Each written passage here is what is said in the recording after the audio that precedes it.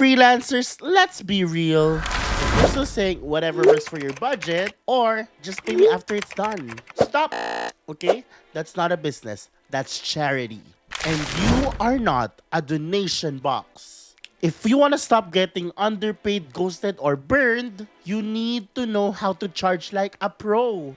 And I'm breaking it down for you right now. Here's the hard truth. A lot of talented freelancers like you stay broke or burned out. Not because they're bad at what they do, but they don't know how to price what they do. They guess, they copy other people, and worse, they let the client decide. And that's how you end up working 10 hours a day with X amount of US dollars per hour and questioning your life choices.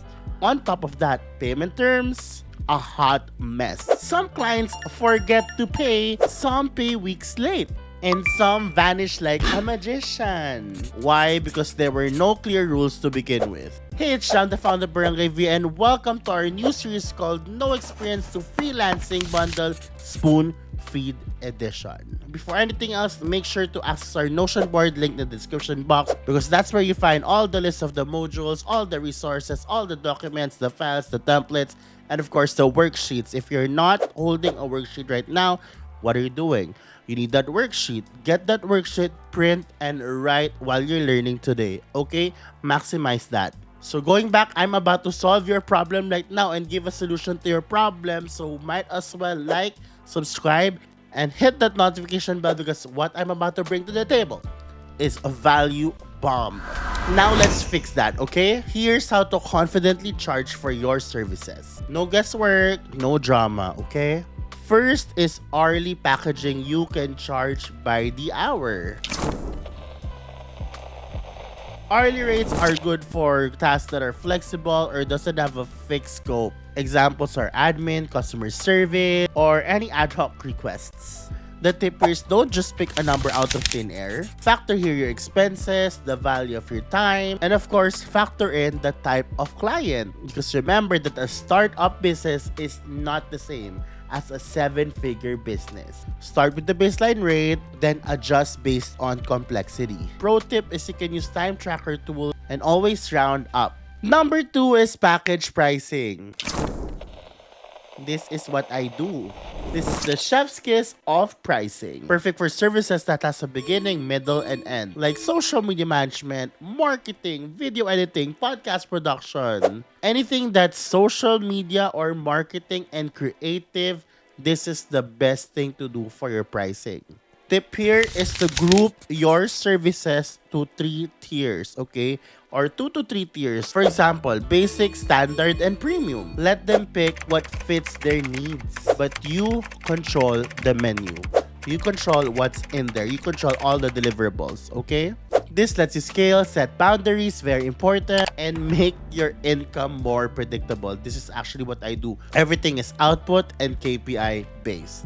And lastly, number 3 is a la carte pricing. This is for clients who wants to customize everything. And that's okay because it means that they really know what they need as a business. Here, you charge per task or deliverable. This is perfect for design, writing, or any tech stuff. Tip here is to have a ready-made rate sheet or service list already. So you're not making codes from scratch every time. Because a la carte means customized, not chaotic. So have that rate sheet and list ready for your clients. Here are some payment terms that will protect you. Now let's talk money rules, okay? Because how you get paid is just as much as important as how you charge. There are 3 options here, okay? First is 50% upfront and 50% before the final delivery. This is what I usually do, okay? This is something that's safe for both you and the client. Second is 100% upfront, okay? Upfront payment.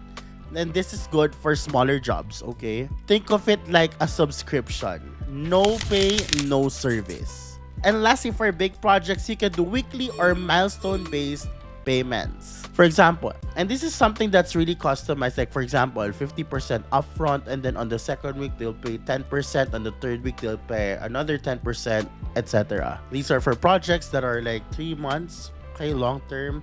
this is something that you can opt to do as well. All of these are valid, but here's the golden rule. Never ever start to work without an upfront payment. Never. Why? Because upfront payment means commitment. It tells you that the client is serious, respectful, and ready. Otherwise, then it's a red flag. And yes, even if they're a friend of a friend or they say that this can lead to more work, nope, no upfront pay, no work. So here's your action plan, okay? Decide on your base hourly rate and then create your 2 to 3 tier package and then create that a la carte pricing. Set those payment terms based on what we discussed and practicing I require 50% upfront to begin with confidence. And hey, if this helped you feel more powerful about charging what you're worth, then smash that like button, hit that subscribe button, and notification bell so you're updated with our latest module. And share this to your freelancer friends who are still charging in vibes and prayers. And remember, you're not just a freelancer, you're a business. So charge like one, period.